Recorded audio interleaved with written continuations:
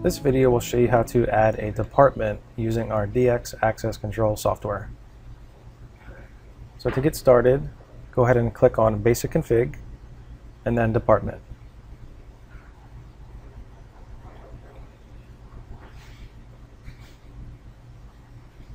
And then select Add Top.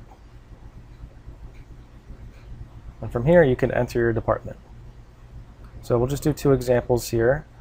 The first one will be tech support and the second will be sales.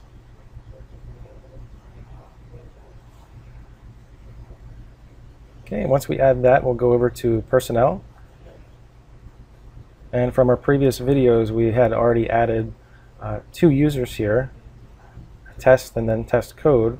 So we'll just go ahead and double click on test and then select the sales department.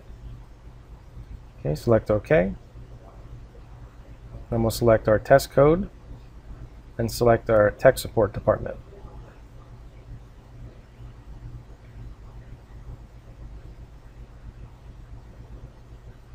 Okay, then we'll go to access control, access privilege, change privileges. And now you'll be able to filter by department when assigning your access control privileges. So that's how you use the department feature using our DX Access Control software. Thank you for watching.